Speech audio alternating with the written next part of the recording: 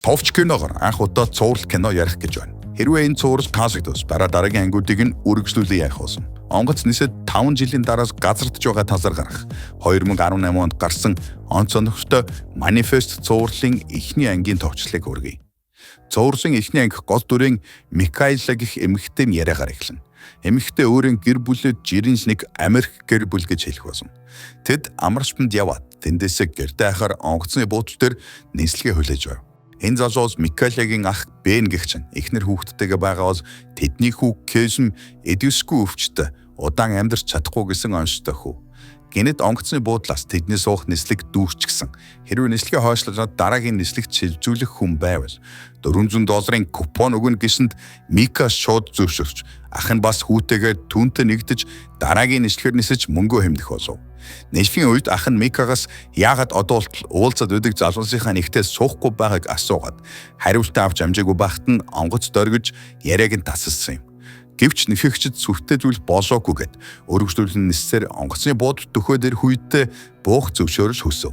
Энэ үед онгоцны буудал тэднийг ямар онгоц гэдгийг нь танихгүй. Яг ямар нислэг вэ? Хэдэн хүнтэй хаанаас хизээ ниссэн бэ? Нисгэгчийн нэр хинбэ гэх мэт хачин зүйлс асуугаад эхэллээ. Нисгэгч энэ бүх асуултанд нь хариулсан ч диспетчер таг болж удаан хугацаанд чимээгүй байснаа тодорхойгүй шалтгаанаар хотын өөр нисэх буудалд газар дэж хэлв. Тэнд нэг юм газар туулаад бүх зорчигчид онгоцноос боосон ч тэднийг цагдаа нар битүү бүслэн авсан юм. Цагдаа нар шууд нисгэгчид дээр ирж байцааж хэлсэн бол зорчигчид юу болоод байгааг ойлгохгүй учир явдлыг асууцгаалаа. Тусгай албаны нэгэн хүн тэдний онгоц 2013 оны 4 сарын 13-ны өдөр хөөсөн ч одоо 2018 оны 11 сар болж байна. Та нар онгоцтойгоо сургаггүй алга болсон тооцогдоод 5 жил гарan болж байна гэв. Зорчигчдыг онгоцны буудлаас шууд гаргасангүй. Бүгдээс нь ээлжлэн мэдүүлэг авч байсан юм. Тэд хүүхдээс ч юу болсныг асууж яриулж байсан ч онгоцны зорчигчид бүгд зүгээр л онгоцон суугаад 2 цаг нисээд ирсэн. Юу болоод байгааг огт ойлгохгүй байна гэж хариулцааж байлаа. Удалгүй зорчигчдээ явуулж бүгд ар гэргэнтийг уулзаж 5 жил нисэж байгаад ирсэн хүмүүс огтхонч хөгшөөгүй өөрчлөгдөөгүй байв. Ах Бен энэ хооронд өөрийн том босон охиноо харж цочирдсан юм. Харин аав нь ээж нь нас очихсан гэж хэлсэнд Мика итгэхгүй бөөн уйлан болсон. Бүх хүмүүсийг зүгээр гэрлүүн явуулчаад онгоцыг нь болохоор сөвтэй битүү хувцастай хүмүүс шалгасан ч юу ч сонин зүйл олоогүй. Энэ онгоц яг цаг хугацаанд гацчихад ирсэн юм шиг байна гэж хоорондоо ярина. Гэхдээ мэдээж тусгай албаныхан ийм хувилбарт итгэхгүй нь ойлгомжтой. Микаэла алга болж гарч ирэхээс өмнө мөрдөгч байсан ба ажил дээр цагдаагийн хилцтэй ирж ажлынхантайгаа уулзаж өөрийн найз залуутайгаа уулзсан нь мөн мөрдөгч залуу байлаа. Найз залуу нь хөгшөрч гисэн байсаас гадна хороонд нь бөгж нэмэгдсэн байгааг анзаарч бүсгүй уурлаад яваад өгөв. Өөрөө 5 жил онгоцтойгоо орсоргүй алга болжуулж гэнэт гарч ирснэ. Уурлна гэдэг бас л шудраг байна шүү.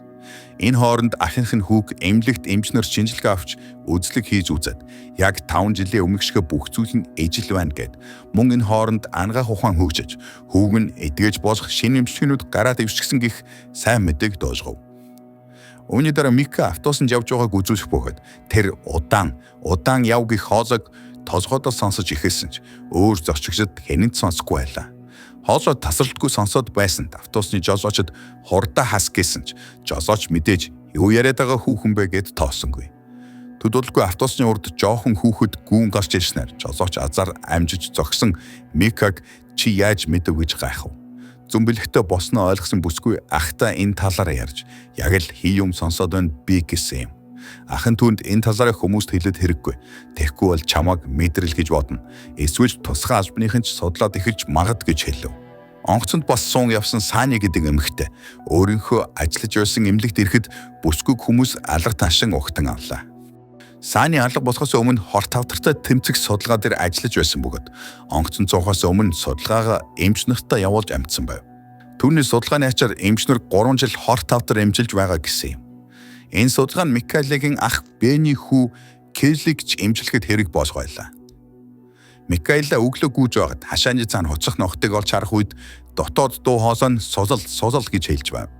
Гэвч тэр яаж ногтыг сонсохоо мэдгүй тул өргөжлүүлэн гүйсэн ч шүн ахин хоосоо сулал гэд бүсгүйг сэрэгчглээ. Хоосоо чимээгүй болох шинжгүй байсанд Ника дуугаа аваад нөгөө газарт ирэх үед нь гинэт машин ирсэн нь бас ах нь болж таарв. Бүсгүй ахаасаа энд ямар чөтгөрөө хийж яваа юм бэ гэхэд ахын ч гэсэн өдөржин сулал гэж сонсоод тишлэхгүй ирлээ гэж хэлсэн. Тэд хашааны цоожийг эвдээд хаалгыг нээхэд ноход гүн гаш зогтаалаа. Маргааш өглөөнд цагдаад алидийн нохоо хулгайсан гэх дуудлага ирж хяналтын камер үзээд Микагийн экс нь түүнийг таниж ахтайгаа яах гэж хүний нохоо сулсан бэ гэж асуув.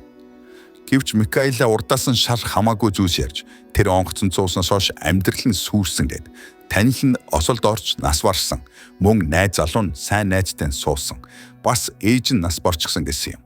Үүнийг нь сонссон залуу бүсгүйг тавирав.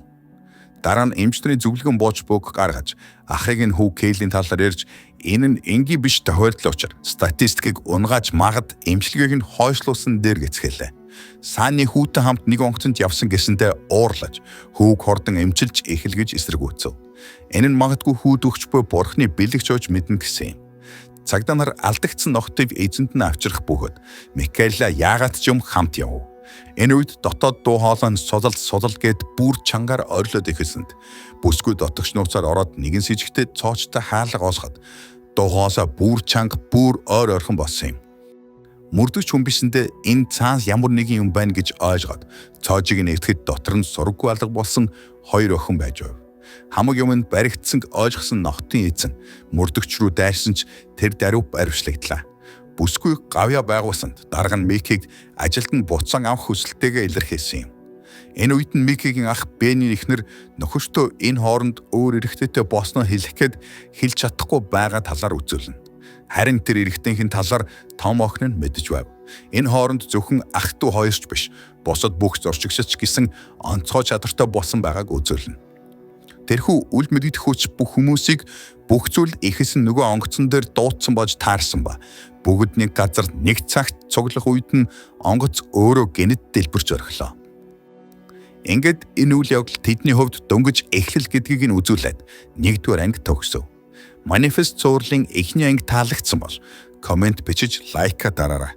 Та нарт таалагдсан бол үргэлжлүүлэн ороосгоосон.